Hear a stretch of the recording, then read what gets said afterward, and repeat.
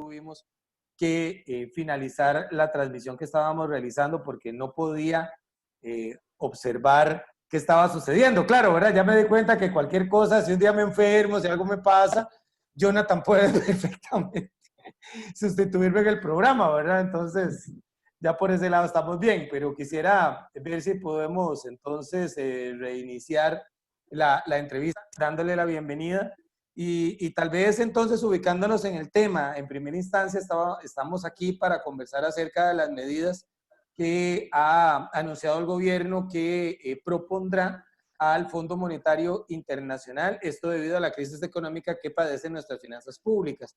Pero, y ahí quisiera que retomáramos, hablábamos con don Jonathan y con don Alfonso acerca de que estamos en medio de una nueva etapa de la atención de la pandemia que se denomina Costa Rica Trabaja y se cuida. Trabaja y se cuida, muchas gracias. Trabaja y se cuida, donde involucra pues una labor muy importante de responsabilidad ciudadana. Pero también esto obliga a los gobiernos locales a ejercer mayores controles en sus territorios. Entonces, partiendo de esto, quisiera que retomáramos a partir de ahí y que don Alfonso nos comentara cómo ha sido el trabajo de la Municipalidad de Mora exactamente en el marco de esta, pues podríamos decir, nueva estrategia compartida para la atención de la pandemia. Por favor, don Alfonso. Sí, muchas gracias, Gustavo.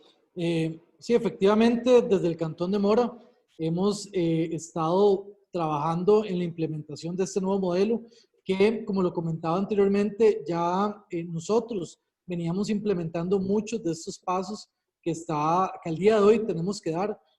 Creo que, como bien lo dijo ahora el compañero director de ANAI, Jonathan, era algo que nosotros estábamos solicitando desde hace muchos meses atrás, que se pudiera tomar en cuenta todos los planteamientos que los gobiernos locales estábamos haciendo en estos temas. Siempre me parece que fue como un tema de poder, digamos, cada uno de los gobiernos locales por separado, poder ver cómo hacíamos para poder implementar herramientas para poder bajar justamente de alerta naranja a amarilla, y en el cual nosotros ya teníamos encaminados no solamente a nivel regional como bloque de Escazú, Santana y Mora, sino también que, digamos, a nivel de Mora, ya nosotros estábamos trabajando en varias mejoras a lo que eran los manuales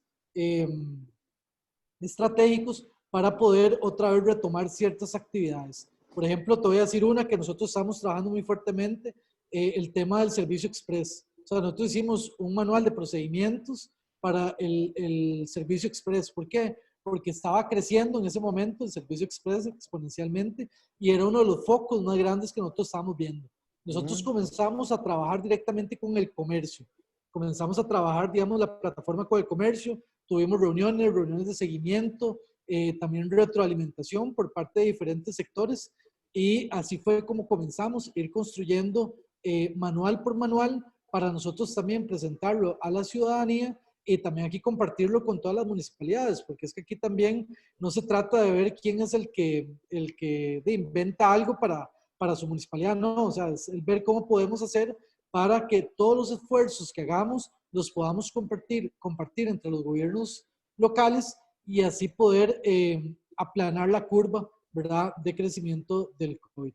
¿Sienten ustedes que ahora, y le pregunto a don Jonathan, ahora se le da como más participación a los gobiernos locales? Hablo a partir de esta estrategia que hablábamos, ¿verdad?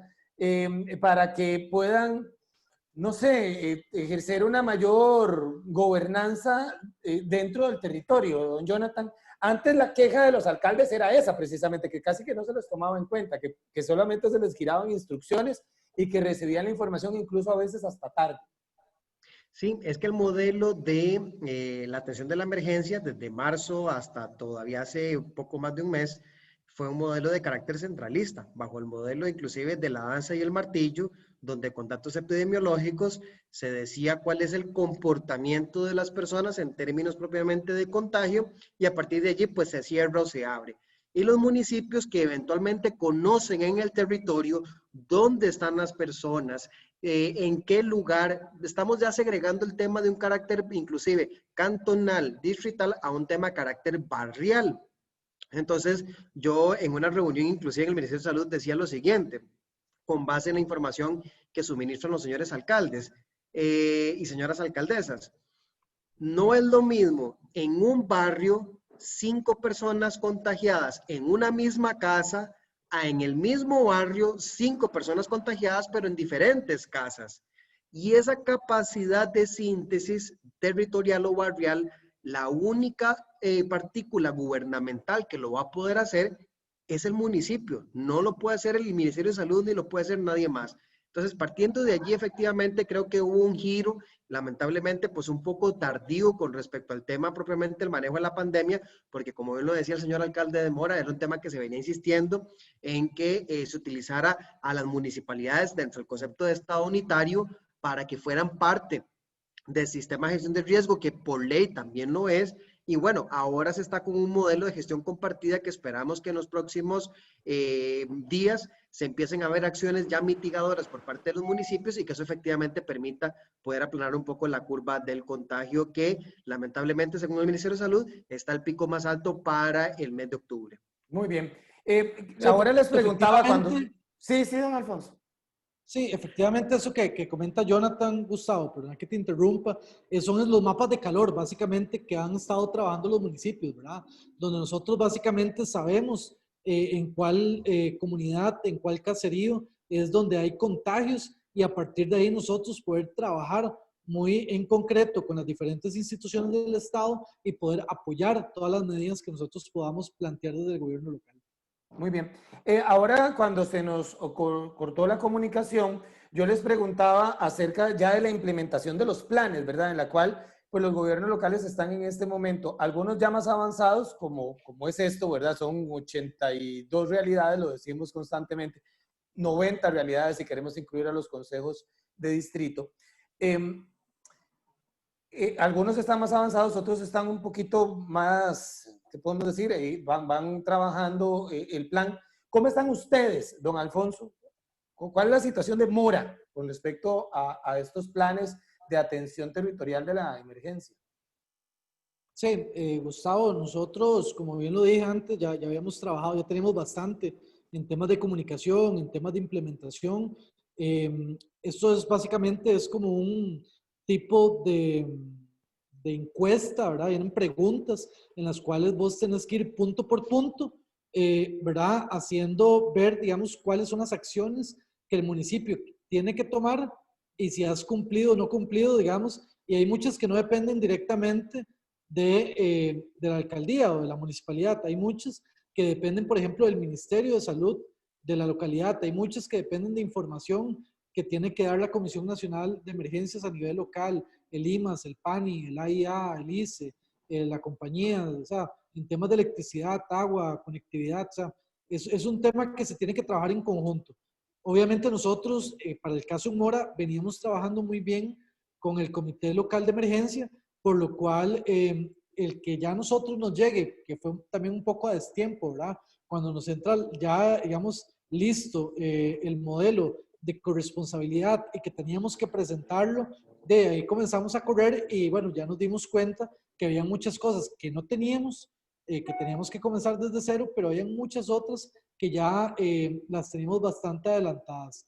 Y es ahí donde nosotros comenzamos, ¿verdad? Obviamente en esto para nadie es un secreto que entre las municipalidades del país hay muy buena relación, o sea, vos llamás a cualquier alcalde, a cualquier persona, hay técnicos muy buenos, por ejemplo, en Alajuela, en Heredia, en San José, y entonces ahí comenzamos a ver, ¿verdad?, cómo crear estrategias también en conjunto para poder hacer propuestas reales y propuestas que sirvan, porque no solamente proponer para sacarse una buena nota, o sea, es que en realidad, digamos, es un modelo en el cual vos tenés que decir, digamos, cuáles son las acciones que vas a hacer, en cuánto tiempo se van a implementar y cómo las vas a hacer. Entonces, no hay una forma, digamos, de poder implementar nada, digamos, de la noche a la mañana, sino que también lleva su trabajo. Y en Mora, de eso fue lo que hicimos, nos fue muy bien en la primera presentación del modelo y bueno, ahorita igual estamos en alerta naranja, en alerta amarilla,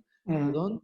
Y bueno, eso ha sido, digamos, una métrica para poder también seguir manteniendo lo que es la alerta y seguir reduciendo el contagio y más bien aumentando el número de casos recuperados. Ok, perfecto. Don Jonathan, para ir cerrando con este tema,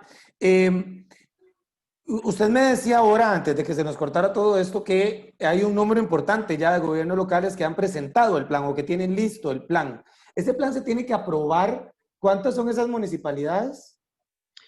Vamos a ver, de los 82, 75 ya han subido al sistema de la Comisión de Emergencias los planes en un plazo de 15 días. Ahora bien, no quiero que un plan, y voy a enseñar aquí los apuntes de la entrevista, el plan no es un paquetito de hojas, sino más bien el plan es una serie de acciones que son aproximadamente 25, que era lo que decía don Alfonso sobre las preguntas si cumple o no cumple, y que tengan el plan X para el comercio, para el tema, por ejemplo, de comunicación con la parte privada, con transporte público, con la atención en barrios vulnerables, con albergues, etcétera, etcétera.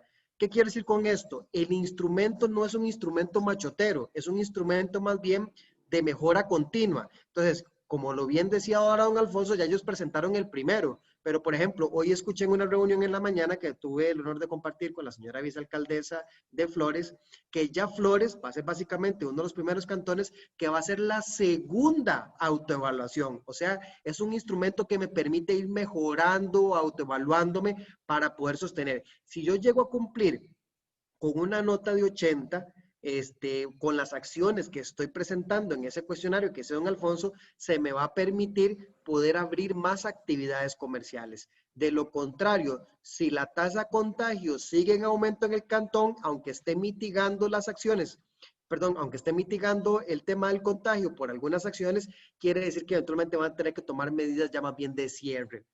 Entonces, es un efecto no de danza y del martillo. Tal vez muchas personas ahora para octubre se esperaban de que eventualmente se dijera si se cierra o no se cierra, si hay más restricción o no hay restricción. Lo cierto del caso es que sobre los municipios está más bien ahora la responsabilidad de mitigar. Lamentablemente, nos corresponde iniciar un proceso de mitigación del contagio, ya cuando el contagio es muy, muy alto, ¿verdad? Cercano, inclusive, estuvimos viendo días de 1.400 personas, inclusive por día. Por lo tanto, creo que aquí el reto que tienen los municipios, como bien lo decía don Alfonso, es efectivamente innovar en la gestión territorial para que eso permita no solo generar intercambio de buenas prácticas entre los cantones, sino poder sobrellevar de manera controlada la pandemia. Inclusive, veamos en los últimos días cómo los casos de contagio, al menos reportados por el Ministerio de Salud en conferencia de prensa, se han mantenido y en algunos casos pues hay algún leve pico hacia abajo, ¿verdad? De contagio. Pero recordemos que esto no es una responsabilidad ni de la municipalidad ni del Ministerio de Salud, la responsabilidad es de la persona que efectivamente cumpla a cabalidad con los lineamientos que vaya a establecer cada uno de los municipios y por supuesto el Ministerio de Salud. Excelente. Don Alfonso, bueno, don Alfonso me dice que si le permito compartir pantalla. Claro que sí, ya le voy a dar aquí para que compartamos lo que don Alfonso nos quiere mostrar. Ya tiene la posibilidad, don Alfonso, para compartir pantalla, si así lo tiene bien.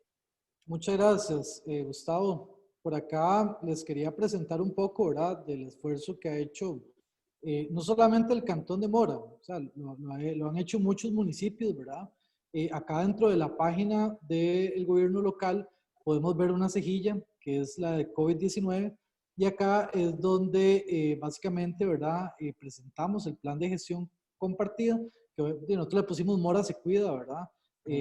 Bueno, Mora trabaja y se cuida, en el cual acá, digamos, bueno, eso fue un esfuerzo de Ariona Cabal, la vicealcaldesa del Cantón de Mora, en conjunto con un equipo que tenemos, ¿verdad?, de COVID-19 en temas de comunicación, para poderle también presentar el plan a lo que es la población y que la población también pueda en conjunto crear las estrategias que ocupamos, ¿verdad?, desde cada expertise o desde cada realidad que haya, porque aquí también las realidades de los distritos son muy diferentes. Nosotros, por ejemplo, en Mora tenemos 5 distritos rurales, tenemos un territorio indígena y tenemos un distrito urbano rural. Entonces, obviamente esto hace que también cada una de estas sea diferente. Por acá tenemos protocolos y lineamientos, la información epidemiológica, las propuestas, consultas o denuncias también que puede hacer la población, y temas también de reactivación económica, que es muy importante, porque acá no solamente las personas tienen buenas ideas en cuanto a protocolos y lineamientos, sino también la parte de ver cómo hacemos para reactivar la economía con todo un trabajo que estamos haciendo desde la municipalidad. Entonces, por acá los dejo también, Gustavo, por si gusta ahí, te puedes, digamos, meter y puedes ver un poco más de información. Esto nosotros lo estamos presentando a las comunidades, lo estamos presentando también a consejos de distrito, hemos hecho reuniones con todo el sector comercial, con todo el sector empresarial, y en fin, acá tenemos un directorio comercial, propuestas. Hemos, de hecho, todo un trabajo. Por acá les comentaba, por ejemplo, el tema de recomendaciones a la operación de servicio a domicilio, que es algo que nosotros vimos que era un foco de contaminación muy grande el servicio a domicilio, porque si una, más que hay contacto con dinero, ¿verdad? Y creo que esto es un punto también de los que vamos a tocar más adelante con el tema de las propuestas, ¿verdad? Al FMI, justamente en donde el dinero ahorita es un foco muy grande de contagio y que también, digamos, una persona que hace servicio a domicilio puede contagiar a un montón. Entonces es lo que decía Jonathan, o sea, no es lo mismo que en una comunidad haya 5 personas contagiadas en una misma casa, acá hayan 5 personas contagiadas en diferentes casas en un mismo barrio. Entonces, básicamente esos son algunos de los esfuerzos que hemos hecho desde el Cantón de Mora. Excelente, muy bien. Me encanta la página. Eso está en www.mora.go.cr. Sí, señor. Para invitar a la gente, no solamente a los vecinos de Mora, sino a todas las personas para que observen qué bonito lo que han hecho ustedes. Les veo una página muy completa, don Alfonso, y muy amigable, donde se puede obtener pues información valiosa.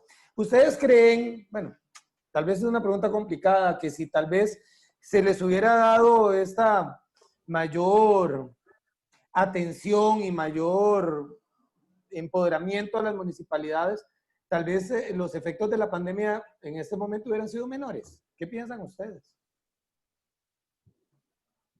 Por mi parte, totalmente. O sea, si nos hubieran involucrado desde el inicio de la pandemia, hubiera sido, a ver, hubiera sido, o sea, yo no puedo decir si hubieran más casos o menos casos. El tema es que se hubiera podido trabajar todavía mejor para evitar el contagio comunitario. O sea, para mí eso es un hecho. O sea, si nosotros hubiéramos tenido todavía mucho más protagonismo de poder tener la data que el que siempre le hemos solicitado y le hemos pedido, hubiéramos tenido las herramientas, digamos, el tema de la transmisión comunitaria, creo que lo hubiéramos trabajado de una manera muy diferente y sí siento que estaríamos, ¿verdad? Posiblemente, tal vez como le digo, no con más o menos contagios, porque eso es un tema, digamos, que ahorita no tengo la información ni la proyección para poder hacer esa comparación, pero sí hubiéramos tenido todavía, digamos, mucho más propuestas como gobierno local, nos hubiéramos preparado todavía mucho mejor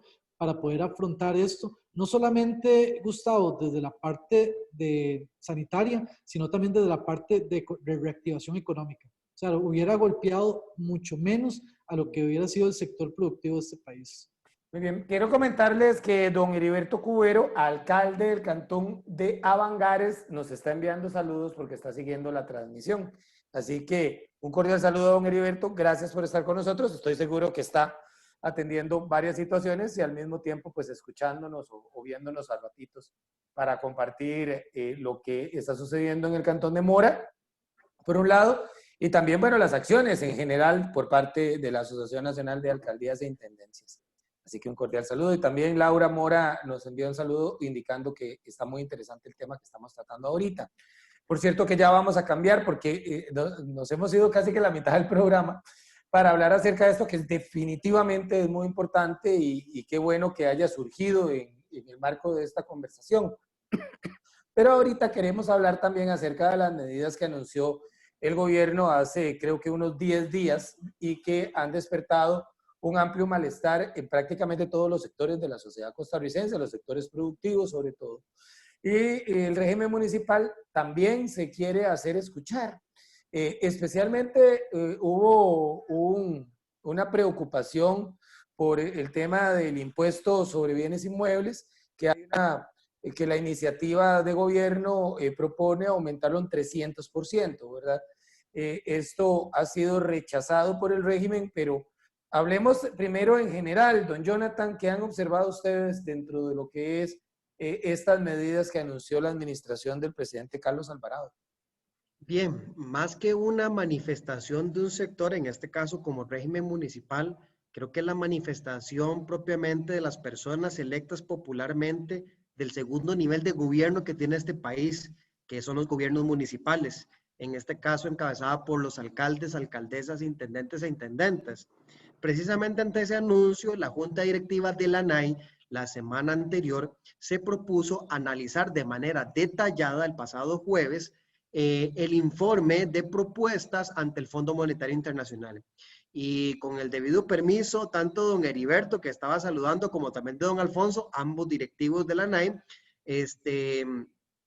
fueron el análisis no solo con base en el tema de bienes inmuebles. El tema de bienes inmuebles es un tema que alude directamente al tema municipal, pero también hay otros dos temas también que los señores alcaldes lograron identificar en el sentido no de estar en contra como sector, sino de manifestar una alta preocupación en la coyuntura en la que se encuentra el país, y es el impulso a la ley de empleo público, de la reforma del tema de empleo público, que afectaría también a los municipios, sin respetar la autonomía municipal.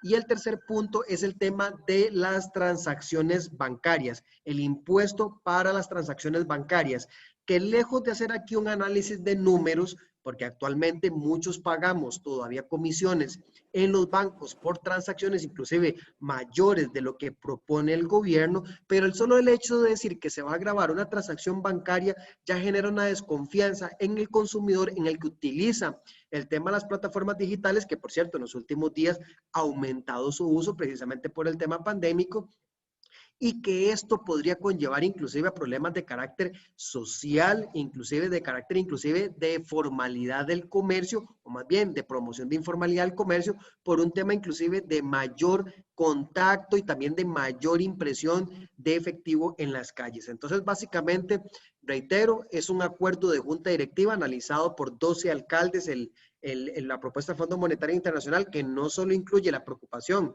por el aumento del impuesto de bienes inmuebles y las consecuencias que ello tiene, sino también es al tema de la reforma, o más bien del impulso al proyecto de ley de empleo público, sin respetar propiamente y considerar el factor municipal, que son 82 municipalidades completamente distintas y 8 intendencias, sino también el tema del gravamen a las transacciones bancarias. Muy bien, tal vez vamos hablando de estos tres puntos que usted ha citado, don Jonathan, por separado. En primera instancia, me interesa que hablemos acerca de la ley de empleo público para explicarle a las personas que nos acompañen qué es este tema de autonomía municipal y por qué es que entonces las municipalidades sienten como que les están invadiendo el terreno. No sé si entonces don Alfonso nos habla un poco en primera instancia sobre ello. Sí, Gustavo, bueno, el principio de autonomía, ¿verdad? Del constitucional que tenemos las municipalidades se ha estado violentando, no solamente en o sea, es que creo que también no podemos perder la memoria en estos momentos, porque esto atrás, ¿verdad? Con diferentes proyectos, con el tema de la regla fiscal, o sea, con muchos otros, ha sido de no recibo para los municipios de este país, porque totalmente nos han limitado la forma de cómo poder nosotros manejar nuestro territorio y de cómo también nosotros poder recoger. Ya sabemos que en temas de impuestos, toda la parte de la carga impositiva, nosotros tenemos reserva de ley, ¿verdad? Por lo cual, digamos, nosotros tampoco podemos tomar muchas de las decisiones en temas de impuestos. Sin embargo, como bien lo dice el compañero Jonathan, por parte de la ANAI, nosotros hicimos una revisión y, bueno, creo que también, si me lo permite el compañero Jonathan Espinosa, vamos a también hacer un planteamiento, porque nosotros no creemos nada más en quejarnos, sino también en poder plantear soluciones reales que desde la experiencia de muchos de los alcaldes y alcaldesas de este país, que bueno, son personas que tienen ya mucho tiempo de estar trabajando en el régimen, otros que venimos llegando con muchas ganas también, como es mi caso, queremos en realidad hacer propuestas reales, propuestas que se puedan desde un principio lógico, ¿verdad? Poder implementarse en el país. Por acá, por ejemplo, con el tema del, o sea, del aumento del impuesto de bienes inmuebles, o sea, de aumentar en 0.50 puntos porcentuales la tasa impositiva, ¿verdad? Las propiedades, triplicando la que actualmente existe, esto vendría, primero que todo, que son medidas desproporcionadas, confiscatorias, excesivas, o sea, que están atentando, Gustavo, contra la generalidad y la paz social de este país. O sea, primero que todo. Y un tema de la doble, para mí, ¿verdad? De la doble imposición sin ser tributarista, pero, o sea, estamos básicamente frente a dos impuestos. Uno en el cual, digamos, yo como municipio puedo afectar directamente mi localidad, pero, digamos, otro totalmente distinto, que esa porción, digamos, que se va, que son las 2/3 partes de esa propuesta que quieren hacer de bienes inmuebles, se iría del desarrollo del cantón, o sea, se lo llevaría a Hacienda, se lo llevaría al gobierno para poder invertirlo en otros temas, pero que no se estaría viendo reflejado en las mejoras de servicios que pueden recibir los contribuyentes. Y a partir de ahí, de todo un tema, digamos, de que las municipalidades de este país entrarían en una morosidad altísima. O sea, esto haría que muchas de las personas dejen de pagar a tiempo, muchas de las personas no puedan el día de mañana llegar a pagar, y nosotros como alcaldes tener que hacer remates a vecinos, a vecinas, y tener que, al final de cuentas, llevar procesos judiciales innecesarios, ¿verdad? En donde nosotros como municipalidades, y creo que esto es unánime, las 82 alcaldías, sin temor a decirlo, más las intendencias, estamos en contra de esa propuesta del incremento del impuesto de bienes inmuebles. Muy bien. Don Jonathan, bueno, ya don Alfonso nos ha hablado acerca tanto del impuesto sobre bienes inmuebles como también del tema de empleo público, pero también está el de las transacciones, que usted tal vez podría ampliar, que nos decía que hasta incluso puede generar mayor inseguridad en las comunidades. Sí, efectivamente, en el análisis que hicieron los señores alcaldes, y recordando un poquito aquí, un saludo al señor alcalde de Moravia, don Roberto Soch, fue el que planteó en su momento el tema de analizar a profundidad el tema de las transacciones. Precisamente en el discurso de la desbancarización que se podría obtener como consecuencia de gravar, aunque sea en un 0.3, el tema de las transacciones bancarias. Eso eventualmente podría ocasionar no solo una desconfianza en las personas, para poder hacer transacciones bancarias en el término de voy a ahorrarme pues ese dinero, ir a sacar más efectivo, por ejemplo, a los cajeros, ¿verdad? Eso va a hacer que más dinero eventualmente esté circulando en la calle, que el Banco Central tenga que imprimir todavía más dinero para poder hacer para poder satisfacer la demanda del dinero propiamente que anda en la calle, pero eso conlleva unos problemas. Llévanos con problemas de, por ejemplo, de control cruzado en el tema de recaudación de impuestos. Precisamente por eso es que actualmente pues, nos han obligado a utilizar facturas electrónicas, datáfonos. Ahora todos iríamos con el dinero en mano. Dinero inclusive en mano en un momento donde el pasar algo de mano en mano, pues básicamente está restringido por la situación sanitaria que tenemos a nivel mundial, perdón. Y eso, por supuesto, que va a conllevar no solo el tema de la informalidad, sino inclusive un tema posiblemente, y así se ha visto en muchos lugares en el mundo por experiencias, de lavado de dinero, por ejemplo, de documentos o billetes falsos en los comercios. La gente andará con más efectivo acompañando, por tal es un punto sensible para temas de hurtos propiamente a la persona, al transeúnte. Y todos estos tipos de cosas son consecuencias secundarias que podría estar brindando el tema de desbancarizar básicamente mediante una carga tributaria a las transacciones bancarias. Y esto al final conlleva con fenómenos de carácter de seguridad y convivencia local, que eso tiene que ver también mucho con lo que hacen los municipios a nivel social, a nivel de la seguridad, seguridad comunitaria, seguridad humana. Entonces, precisamente por eso que se hace un señalamiento de eso.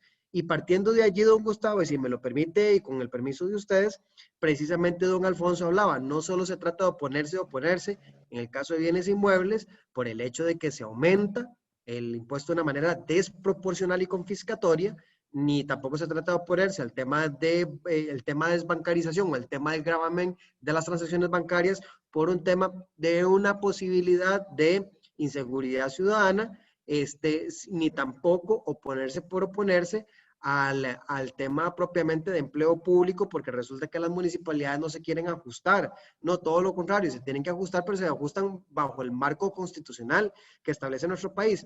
Sino que aquí el punto es que, haciendo un análisis que hizo la Junta Directiva, que son actores políticos, alcaldes, alcaldesas, intendentes e intendenta, que están electos popularmente, algunos con experiencia inclusive ya política en otros poderes de la República, pues se plantean algunas series, y voy a permitirme decirlo de manera muy puntual.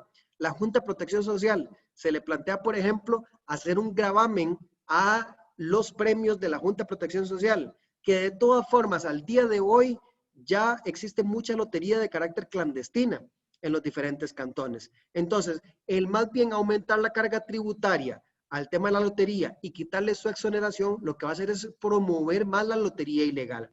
Y recordemos que las ganancias de la Junta de Protección Social, muchas se dan precisamente para atender programas sociales y cantonales. Muchas de las redes de cuidados de personas mayores cantonales, municipales, se financian con fondos de la Junta de Protección Social. Entonces, ahí viene la primera propuesta. No quitarle la exoneración ni ponerle impuestos a la Junta de Protección Social, tal y como lo plantea el gobierno central. El señor alcalde, por ejemplo, de Belén, que es el vicepresidente de la ANAI, tuvo la oportunidad en años anteriores de haber ocupado un puesto de embajador en un país centroamericano. Y él nos señalaba perfectamente que muchas embajadas en este momento se pueden fusionar para atender todo el tema de embajada y consulares de manera regional, y así eventualmente podría producirle hasta un ahorro de cerca de 27 millones de colones de manera mensual al Estado costarricense, fusionando algunas embajadas. El otro tema, por ejemplo, actualmente vemos cómo se ha venido dando una ayuda de carácter social a las personas que se encuentran desempleadas, el famoso bono proteger. Entonces los señores alcaldes plantean, y si el Estado les va a brindar una ayuda económica, ¿por qué esas personas que reciben esa ayuda económica no le regresan al Estado esa colaboración con trabajo comunitario? En trabajos en obras, con los municipios, con los centros diurnos, con la misma caja, con el mismo Ministerio de Hacienda, para que hagan censos, por ejemplo, de carácter tributario. Entonces, ahí viene otra tercera propuesta, que las personas que sean beneficiarias del bono proteger les retribuyan al Estado ese beneficio que están recibiendo. Hay un tema también planteado por el señor alcalde de Heredia, que tiene bastante expertise en materia propiamente de manejo de recursos humanos y materia gerencial, que es el gobierno de la República ya ejerció algún estudio sobre productividad en las instituciones públicas.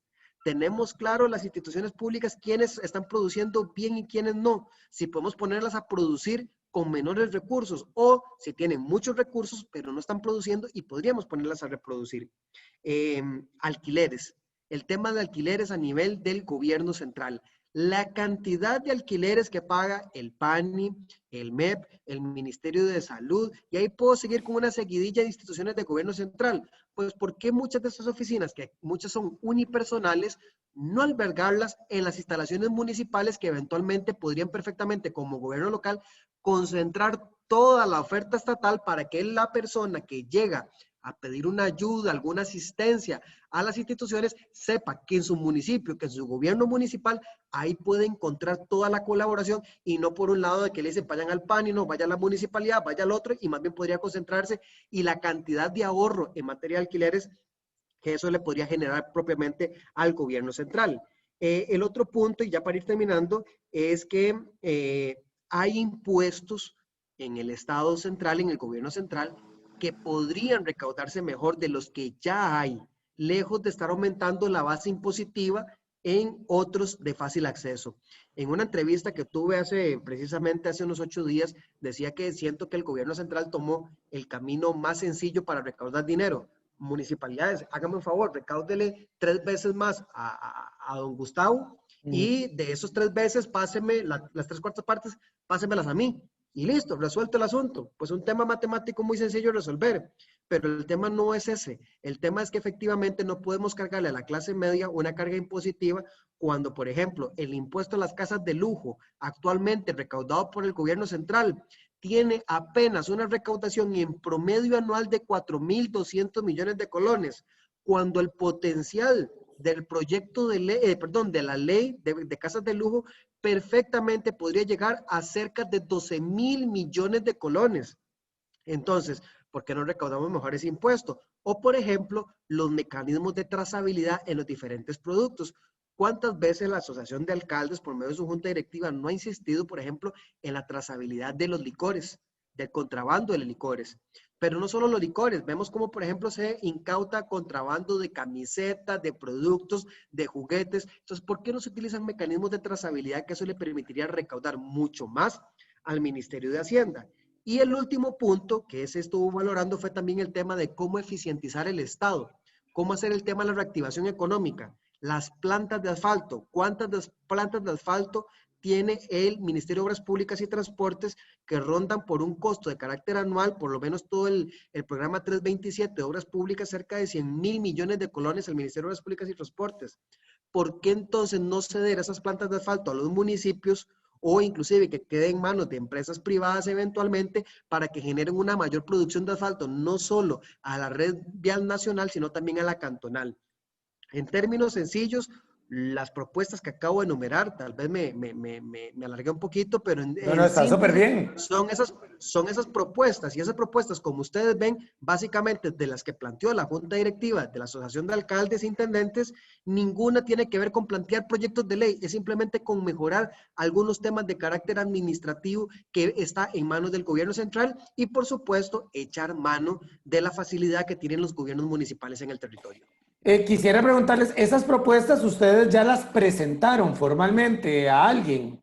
Esto es una primicia, don Gustavo, básicamente que se está haciendo público el día de hoy. En los próximos días se va a estar presentando a discusión de la Asamblea de Alcaldes, porque muchos alcaldes tienen otra serie de aportes fuera de la Junta Directiva y se le estará haciendo ese planteamiento propiamente no solo a nivel público, sino también a nivel propiamente de la Asamblea Legislativa. Muy bien, se le presentará a los diputados entonces. Bueno, y al Ejecutivo también. Efectivamente. Sí, Sí, sí. Gustavo, Ajá. hay un tema, y si uno ve, digamos, la propuesta que está haciendo el gobierno al Fondo Monetario Internacional, es un planteamiento en el cual no hay una reforma al Estado costarricense. O sea, es que no la vemos, lo que está haciendo es mínima, digamos, quirúrgica, que es, digamos, a órganos desconcentrados, pero no hay una sola propuesta real de poder hacer una reforma al Estado costarricense. Y creo que lo que estamos hablando el día de hoy es algo que lo hemos hablado en años anteriores. O sea, creo que todos los costarricenses sabemos qué es lo que tenemos que hacer por Costa Rica y cómo es que tenemos que fusionar instituciones, cómo tenemos que cerrar algunas otras, porque no han dado la talla. Tenemos, no sé, más de 20 instituciones de carácter social, que todas están por aparte, todas tienen recursos humanos, todas tienen su área legal. ¿Por qué no hacer una reestructuración del Estado, digamos, que tenga un norte, ¿verdad? Que tenga una viabilidad hacia el nuevo Estado costarricense que necesitamos. Entonces creo que esto es un primer paso, ¿verdad? Que tenemos que dar y que creo que es algo que no solamente, y también acá hago un llamado a los costarricenses, de no solamente el quejarnos de esto, sino también el poder aportar, ¿verdad? Cualquier tipo de propuesta. Y en este caso, yo pongo la NAI también como un centro, ¿verdad? De que personas, digamos, de la sociedad civil también puedan acercar a las alcaldías a hacer propuestas reales para también nosotros ver cómo hacemos para implementar eso y que no sean básicamente reformas minuciosas que no vienen a reducir ni el gasto ni vienen a pandear, digamos, o dar una solución a esto que estamos viviendo el día de hoy. Muy bien. Tenemos la situación de que las finanzas, ahora lo indicaba yo, lejos de estarse arreglando la situación de las finanzas públicas, cada día se agrava más, ¿verdad? Y se vuelve casi que urgente presentar las medidas a la consideración del Fondo Monetario Internacional, porque ni siquiera se sabe si las van a aceptar o no, ¿verdad? Entonces, ¿cuál es la expectativa de ustedes como régimen municipal, inclusive, o como asociación de alcaldías y de intendencias, para no dejar por fuera a los amigos intendentes? Porque esto ya se vuelve también una carrera contra el tiempo. Don Jonathan. Vamos a ver, precisamente el día de hoy en conferencia de prensa, el señor presidente de la República manifiesta que es importante que Costa Rica llegue a un acuerdo con el Fondo Monetario Internacional. Al respecto, los señores alcaldes hicieron algunas valoraciones de carácter político y me parece de que se esperaría por parte del Poder Ejecutivo que más que estar hablando de una propuesta de negociación con el Fondo Monetario Internacional, primero inicie una propuesta de negociación con los sectores y con las partes involucradas dentro del territorio nacional. Ahí sí llevaría eventualmente una voz de carácter nacional y no únicamente pues de carácter gubernamental, que es un documento que con mucho respeto ni siquiera tiene un análisis cuantitativo de la situación. ¿En qué sentido? En que qué provocaría aumentar 3 veces el impuesto de bienes inmuebles. Entonces, ese tipo de cosas eventualmente es importante que se valoren a nivel propiamente del Ejecutivo. Para eso hay ministerios, por ejemplo, como el Ministerio de Planificación y Política Económica, que deberían hacer esos tipos de análisis que lamentablemente la propuesta del Fondo Monetario Internacional no contempla ese tipo de análisis y que eso más bien podría ser contraproducente más para las finanzas del Estado y en este caso, propiamente por este impuesto, también para las municipalidades. Muy bien. Les agradezco mucho. Nos extendimos más debido al corte, pero bueno, esto es un tema que continuará. De hecho, mañana hay manifestaciones y quisiera saber el criterio de don Alfonso, sobre todo porque las manifestaciones que ahora se están organizando no son únicamente en San José, sino que ya vemos que hay un movimiento, por ejemplo, en Nicoya, otro día vemos un movimiento en Pocosí. La gente se está organizando desde sus propios territorios debido también al tema de la pandemia. Ya muy cerca del Cantón de Mora, en Santa Ana, hubo varios días en que personas se manifestaron frente a la casa del presidente de la República. ¿Qué piensa usted, don Alfonso, de esto? De que ya las manifestaciones se están dando en los territorios. Sí, Gustavo, nosotros, bueno, justamente el día de ayer que tuvimos sesión ordinaria del Consejo Municipal, yo llevé una moción, de hecho, de oposición a la propuesta de impuestos y también de apoyo a protestas pacíficas. Es que es un momento, Gustavo y Jonathan, que, o sea, no podemos perder tiempo. O sea, en realidad se tiene que escuchar a la población costarricense, se los tiene que tomar en cuenta y tienen que ver la afectación que esto va a generar no solamente a la clase trabajadora, a la clase media y baja, digamos, y pobre de este país, sino también de que va a venir a dar una afectación muy grande en estos momentos a las municipalidades en temas del impuesto de bienes inmuebles. Más bien a mí me gustaría, Gustavo, involucrarte un poco en esto. Y yo no sé si vos has hecho ya la medición, digamos, de cuántos diputados de la República están a favor o en contra. Pero yo creo que eso es algo que deberíamos de ir haciendo, de decirle, bueno, señores diputados y diputadas de la República, ¿cuál es la visión que ustedes tienen y cuál va a ser el voto que ustedes van a ejercer? Porque también aquí tenemos que ser claros, nadie quiere llegar a un estado quebrado en el 2022, ¿verdad? Hablando de temas políticos, pero también tenemos que ver ahorita y que tomar decisiones para tampoco llegar con hambre y con pobreza al 2022. Y no se vale también ahorita que en algún momento, digamos, diputados y diputadas vayan, digamos, a tachar o a echarle la culpa al gobierno cuando ahorita la responsabilidad está en sus manos. Entonces me parece que es importante también de que por medio de la prensa también se haga cierta presión para saber cuál es la posición en estos momentos, porque hemos visto muchos otros que nos dicen, sí, estamos en desacuerdo, y a la hora de la votación, esas palabras que dijeron se las llevó el viento y votan otra cosa o no llegaron a votar. Entonces yo creo que es importante, es ciudadano, el día de hoy, o sea, tenemos que hacer un acto de ciudadanía, de saber, digamos, cómo estamos en la asamblea y que también ellos den las explicaciones del por qué van a votar, digamos, ya sea este acuerdo u otro acuerdo que vayan ellos a tomar. Don Alfonso, me gustaría que nos hiciera llegar esa propuesta. Fue una propuesta lo que usted presentó ayer en el Consejo. Básicamente no, Fue una moción. fue una moción de oposición, ¿verdad? Digamos, donde hablábamos un poco, en este caso, digamos, específicamente sobre el crecimiento de impuesto de bienes inmuebles. Me gustaría que nos lo hiciera llegar, si es posible. Ya, eso se votó. Sí, quedó unánime. Ah, ok, Firme. quedó en firme. Quedó en firme. Quedó en firme. Así se la voy a pedir para ver si la publicamos en ecomunicipal.co.cr. Les agradezco mucho, les deseo muchos éxitos y espero que se cuiden. Y a las personas que nos acompañaron también. Muy amables. Muchas gracias. Gustavo. Que esté muy bien. Y muchas gracias a las Hasta personas luego. que nos acompañaron.